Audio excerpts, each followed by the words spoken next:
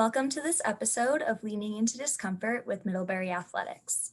I'm Hannah Horace. I use she, her pronouns, and I am an athletic trainer in sports medicine. My name is Marissa Edmondson, and I was a member of the Middlebury track and field team, and I graduated in 2020, and I also use she, her pronouns. My name is Andre Proctor. I'm a senior on the men's soccer team here at Middlebury. He, him pronouns. It's great to be here all together and to discuss body image as it affects everyone, and it certainly affects athletes as well. Personally, growing up, I dealt with eating disorders from a young age, so like around 12. I was having a lot of GI distress, so I was learning all these things that I couldn't eat. And so I was kind of restricting what I was eating so that I would feel better and not go through all that GI distress. And then that sort of just snowballed into me not eating as much as I needed to, and that affected my performance and it affected my energy levels. I just think it's really important that we get to talk about this within athletics because it does affect a lot of people, both men and women. Yeah, I think my take on like body image and why I think this is such an important conversation is definitely a little different. I have never struggled with any type of eating disorder, but I guess I've also been like hyper aware of my body and how it looked. Growing up, I grew up in a small majority white town. I was often the only woman of color on my team. And so I was like super hyper aware of, I looked very different than my teammates. A lot of my teammates were, very tall, like thinner, white. And, another reason I think I was very hyper aware of kind of how my body was perceived was like from a young age. I think women in general are often like overly sexualized. But I kind of saw that to like an extreme level starting when I was 14 in high school by male teammates, female teachers.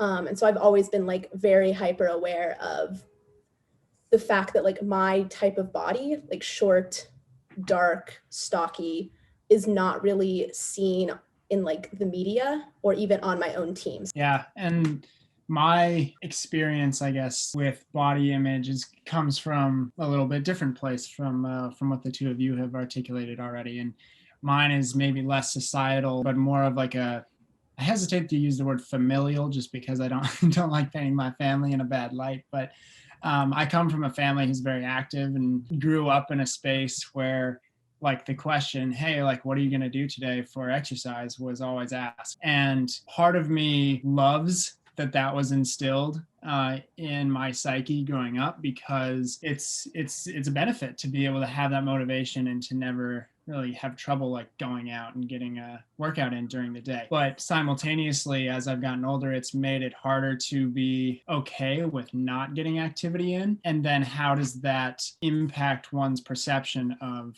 his or herself? Oh yeah. So I can relate to you a lot in what you just said about like the family vibe of prioritizing exercise. It's just so interesting to think about like those conversations that we had as children. Like, what did you do today? Like, what'd you get done? Did you play soccer? Did you go for a run? And like, if we could like just go back and kind of change the dialogue and be like, how do you feel today? Like, what happened to you? Like, what are you going through today? And I just think like little things like that really do change and shift conversations, which allows us to like shift our perception and like what we're centering on. I just think that we tend to equate exercising and fitness to being healthy. And that is actually a really harmful thought process to be in. And I think that actually shows up a lot within athletics and on our campus as well. Yeah, I would agree that there's definitely this image that I get when you think like, oh, athlete. With like Middlebury is like hyper focused, like everybody's, even if you're not in athletics, you're constantly outdoors and hiking and like very much the culture of like, oh, what'd you do today? Oh, I went and ran a half marathon. I went and did this. And I was like that in high school. I lifted 6 days a week, year round, played 3 sports. I was constantly like exercising. And then my sophomore year of college, actually, I got like super injured. I mean, I was like basically injured the rest of college on and off, which was really hard because when you kind of tie that like self-worth to like, oh, am I exercising? Do I look, especially for athletes, like, oh, do I look like an athlete? And then you get injured and all of a sudden your body isn't able to like do the things that you want it to do, but that also like in your head it's supposed to do because you're an athlete and you're strong. That's like, it's really hard. And I think that like tying your self-worth to your performance is very much like ingrained for all of us as athletes, but it's super harmful. And so like kind of, it took a really long time for me to like pull away from that. Yeah, I mean, there's a lot to unpack there. And Andre, I'm really interested to what you have to say in terms of like injury and recovery and how that affects body image for you as well. Yeah, I mean, I think every athlete would say they've dealt with their fair share of injuries, and it's part of the game, as they say. And for me, it's been a lifetime of trying to figure out like what works for me and what my body can and can't handle. And it's when you come up against an injury that you're like, oh, dang, like, I should be able to handle this as an athlete or as a collegiate player. And those moments are always so frustrating because you look around at your team and you're like, well, why isn't this person dealing with that? And I am. And so for me, my mental response, I suppose, is first, all right, like I got to get stronger. I got to get back on the horse and make sure this doesn't happen again. But that can lead you down a rabbit hole of like overtraining and actually just making the injury worse while feeding this long instilled pressure to work out every day. So that can't always be healthy. And then the other thing is that you get frustrated. And so you tell yourself like, all right, like I guess all I can do now is invest in the recovery and get better. But oftentimes if you get too focused on the recovery, it can be unhealthy mentally for you. And you're like, I'm doing everything I can, but my body's not recovering fast enough. And then you start to have negative thoughts about your body image or your self-worth, like you mentioned, Marissa. And so that can also be negative. So yeah, I mean, it's definitely challenging. And I think everybody deals with it in different ways, but none of us talk about it enough, which I think is why we're all here today. I would say, especially in male sports, these conversations don't happen enough. And there's this narrative that you have to be tough and you have to play through, pain and blood, sweat, and tears. And of course, that is true to an extent where like you want to be on the field, like putting in your utmost effort for your teammates. And that's team sports. And part of playing through some discomfort and pain and being willing to push yourself is part of that. But when it comes down to literally jeopardizing your health, which can in turn jeopardize down the line your mental health, that can actually be super negative.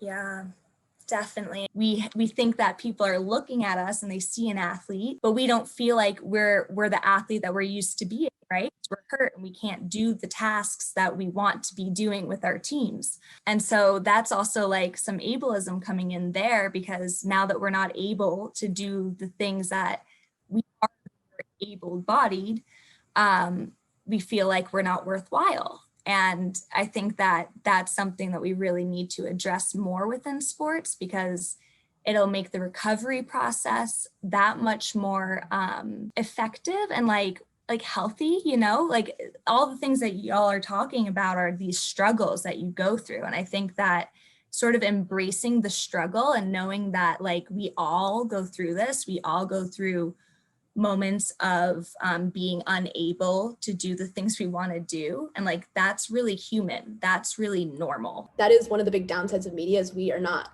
ever going to see the full story. Even like on Instagram, people are only going to show like the best of themselves. And it's very, we don't see the like recovery process or the injured or like, I need to take time off, or I'm struggling with mental health, or I'm struggling with body image, because it's not as pretty. And so, people want to hide that. And I think that can be very damaging, because it's like, even with your teammates, that you can hide that. And so people are like, oh, I'm the only one struggling with this. It must be something that's wrong with my body, that my body is not holding up.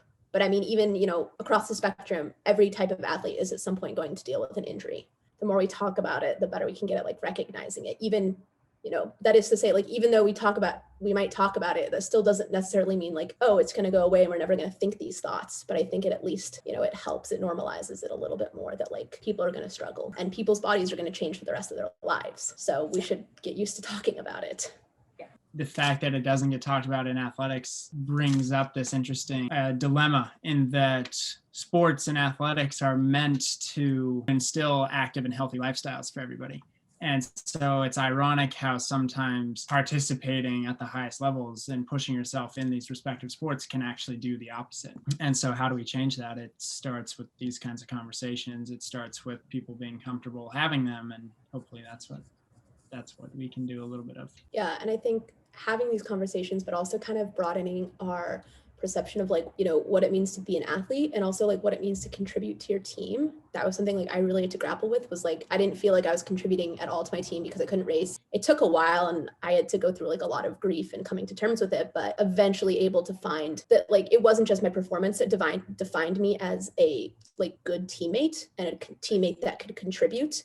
And so I think if we are able to look just aside from pure physical athletic contributions, that will also like help. And the characteristics you're just kind of talking about, like those are real, and those carry over into real life situations, so trying to instill these things within our teams will benefit everyone. It'll just create a better culture for everyone to experience, rather than having a culture that is benefits very few and leaves the rest to struggle.